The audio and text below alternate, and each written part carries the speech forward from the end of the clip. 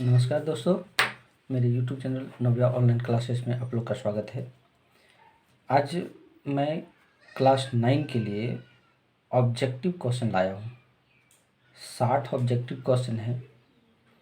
इसमें math, science और social science से संबंधित प्रश्न किए गए हैं और बिना ऑप्शन का है। ये 1 वर्ड या 1 सेंटेंस का क्वेश्चन है। ऑब्जेक्टिव क्वेश्चन जो दिसंबर में लिया जाना है उसी पर आधारित, उसी को बेस बना करके हमने एक क्वेश्चन पेपर तैयार किया है। 60 क्वेश्चन कुल मिला करके इसमें 60 क्वेश्चन है। हर एक क्वेश्चन का ऑप्शन नहीं है। हम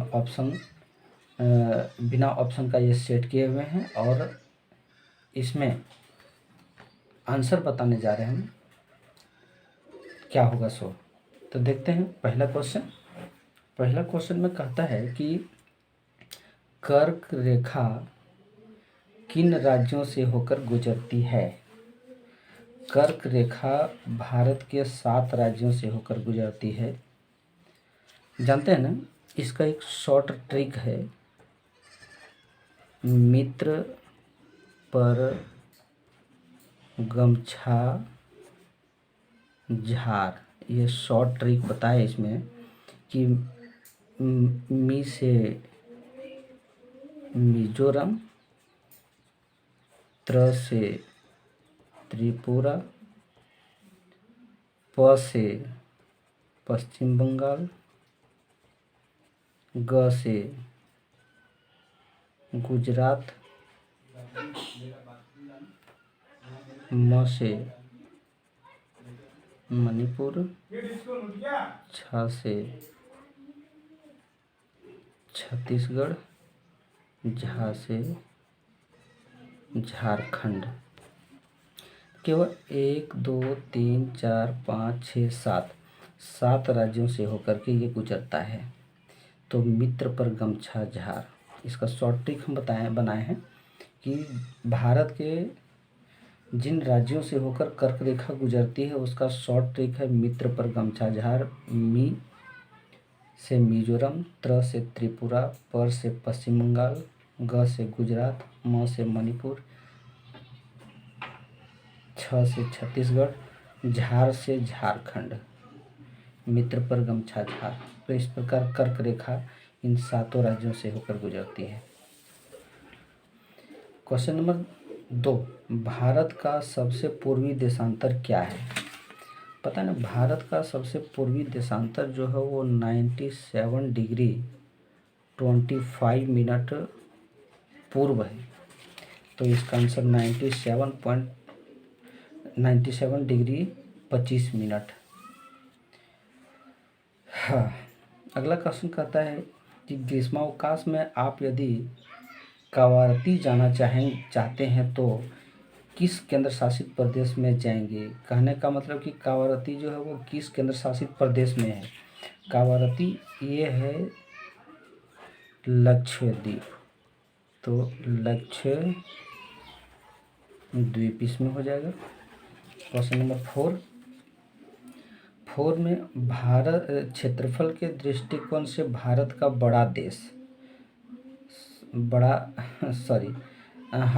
क्षेत्रफल के दृष्टिकोण से भारत का बड़ा देश, क्षेत्रफल के दृष्टिकोण से सबसे बड़ा देश, क्षेत्रफल के दृष्टिकोण से सबसे बड़ा देश अगर होगा तो होगा रूस। इसको रसिया कहते हैं। आगे क्वेश्चन नंबर 5 में है कि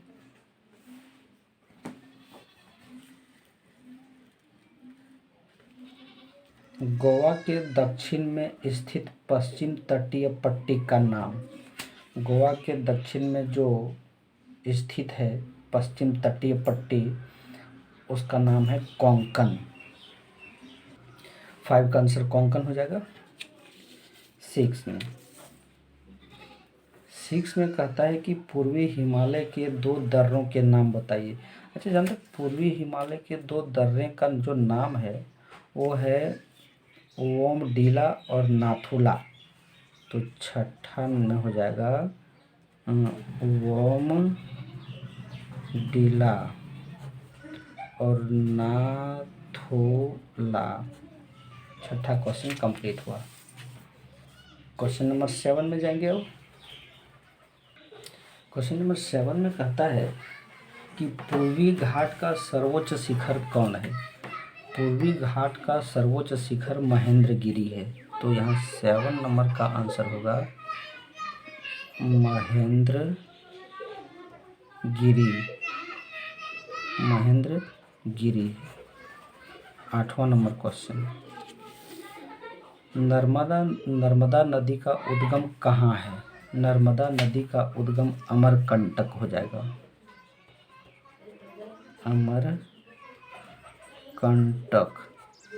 अमरकंटक। क्वेश्चन नंबर 9 में ये कहता है कि भारत की सबसे विशाल द्रोणी नदी कौन है। भारत की सबसे विशाल द्रोणी नदी 9 नंबर का गंगा द्रोणी हो जाएगा। तो गंगा द्रोणी करेंगे। 10 में आ जाए। चलिए 10 में कहता है सिमलीपाल जीवमंडल किस राज्य में स्थित है। सिमलीपाल जीवमंडल आपका झारखंड के पड़ोसी राज्य उड़ीसा में स्थित है। तो यहाँ पर हो जाएगा उड़ीसा। कंप्लीट। 11 नंबर में रूसी संसद का नाम क्या है। रूसी संसद का नाम ड्यूमा है। 11 नंबर में आ जाए ड्यूमा। 12 नंबर में कहता है कि फ्रांस की मुद्रा क्या है। फ्रांस की मुद्रा उस समय बोला गया है लिब्रे।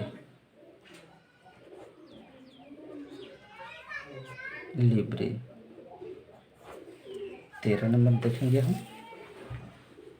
ये लिब्रे जो है ना, उस समय का मुद्रा का हम बात कर रहे हैं। इतिहास में हम जो पढ़े थे ना, वो है लिब्रे। अभी कुछ दूसरा ही है। 13 नंबर का हम बताएंगे अब। 13 नंबर में इसमें कहता है कि लेनिन कौन था। जानते हैं लेनिन कौन था। बोल्शेविक पार्टी इसमें हो जाएगा बोल्शेविक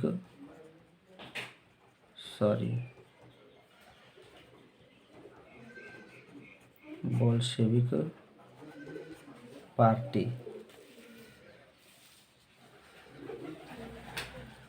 14 नंबर में नेपोलियन फ्रांस का एक महान डैश था। नेपोलियन जो था ना, फ्रांस का एक महान सेनापति था।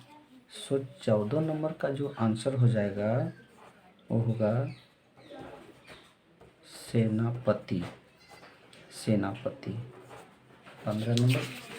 15 नंबर में डैश फ्रांस का एक निरंकुश शासक था। अच्छा, ये 15 नंबर का क्वेश्चन, डैश फ्रांस का एक निरंकुश शासक, ये सब कोई जानता है लुई 16वां। इसका आंसर हो जाएगा लुई 16वां। 16 नंबर का क्वेश्चन में क्या कहता है, पेज पलटना होगा। 16 नंबर में कहता है कि वाटरलू की लड़ाई कब हुई। जानते हैं वाटरलू की लड़ाई जो हुआ था वो 1815 में हुआ था। 16 का आंसर होगा 1815 ईस्वी। 17 नंबर में क्या कहता है। 17 नंबर में कहता है लुई 16वां को कब फांसी हुई थी। ये निरंकुश शासक था और इनका अंत जो हुआ वो फांसी के साथ हुआ। तो लुई 16वां को फांसी जो पड़ा था वो 1792 में पड़ा था। आंसर इसका हो जाएगा 1792। 1792 में इसको फांसी हुई थी। ठीक है। 18 नंबर का क्वेश्चन। 18 नंबर का क्वेश्चन में क्या कहता है, फ्रांसीसी क्रांति का एक कारण क्या था। फ्रांसीसी क्रांति का एक कारण क्या था। फ्रांसीसी क्रांति का राजनीतिक, आर्थिक और सामाजिक, कुछ भी दे सकते हैं। जब एक कारण पूछा गया है तो राजनीतिक भी बोलेंगे, आर्थिक भी बोलेंगे और सामाजिक भी बोलेंगे, सामाजिक भी होगा, राजनीतिक, आर्थिक, सामाजिक, ये तीनों कारण हो सकता है। यहाँ से हम क्वेश्चन नंबर 19 का आंसर देखेंगे। 19 में क्या कहता है? 19 में कहता है कि प्रथम विश्व युद्ध के पश्चात कौन सा आपत्तिजनक व्यवहार था। यहाँ क्वेश्चन थोड़ा सा अधूरा है। प्रथम विश्व युद्ध के पश्चात जर्मनी का कौन सा आपत्तिजनक व्यवहार था। जर्मनी पर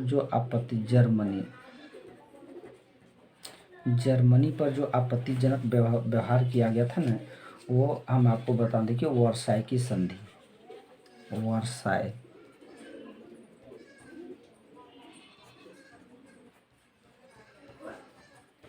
वर्साई की संधि, इसमें यही होगा आंसर। 20 नंबर क्वेश्चन, किसने कहा था लोग राज्य के लिए है न कि राज्य लोगों के लिए है। ये बहुत बड़ा कोटेशन है, इम्पोर्टेंट है। नाजीवाद बोला है ये,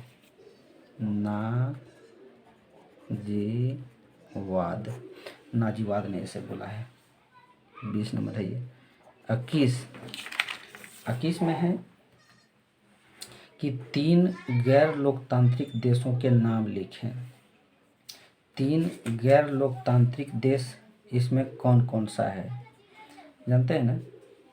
एक होगा म्यांमार, जिसको अभी बर्मा कहते हैं। दूसरा है नाइजीरिया और तीसरा है पाकिस्तान। नाइजीरिया और पाकिस्तान, म्यांमार, नाइजीरिया, पाकिस्तान, ये 3 हैं गैर लोकतांत्रिक देश। 22 में है, और 22 में क्या कहता है? 22 में कहता है कि देश में लोग खुद को स्वतंत्र और समान मानते हैं। स्वतंत्र और समान जो मानता है वो आपका लोकतंत्र हो जाएगा। तो 22 नंबर का आंसर लोकतंत्र आप करेंगे। लोकतंत्र में समान मानता है अपने आप को, खुद को स्वतंत्र और समान मानता है। आइए क्वेश्चन नंबर 23। क्वेश्चन नंबर 23 में जर्मनी, ऑस्ट्रिया तथा चेक गणराज्य से घिरा एक देश, जानते हैं? ये पोलैंड है। पोलैंड के चारों ओर जर्मनी, ऑस्ट्रिया और चेक गणराज्य है। तो 23 नंबर का आंसर हो जाएगा पोलैंड आएगा। 24 नंबर में है भाई, दक्षिण अफ्रीका में किस प्रकार का भेदभाव था। दक्षिण अफ्रीका में जो भेदभाव था वो रंग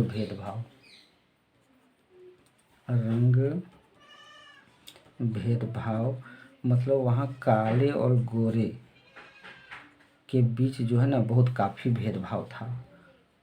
काले और गोरे का भेदभाव यानी रंग भेदभाव।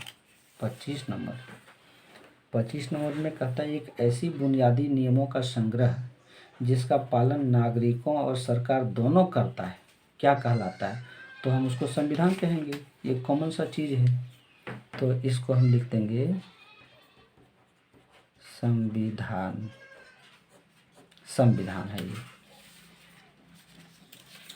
आते हैं क्वेश्चन नंबर 26 में। 26 में कहता है कि दक्षिण अफ्रीका कब स्वतंत्र हुआ। यार ये तो फिलहाल ही स्वतंत्र हुआ, 1994 में। दक्षिण अफ्रीका को स्वतंत्र करने में नेल्सन मंडेला का पूरा हाथ है, तो 1994 होगा। 27 में नेल्सन मंडेला जब जेल कब गए थे।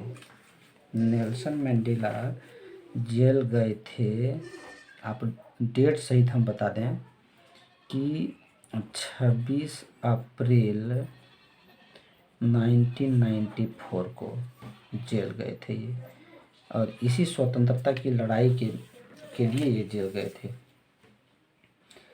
28 कंप्लीट हो गया, नहीं हुआ, बचा हुआ है। 28 में भारतीय संविधान में समवर्ती सूची में कितने विषय हैं? समवर्ती सूची में 47 विषय हैं। शिक्षा जो है ना वो समवर्ती सूची में रखा गया है, और जो समवर्ती सूची में केंद्र और राज्य दोनों का अधिकार होता है इसमें समवर्ती सूची में।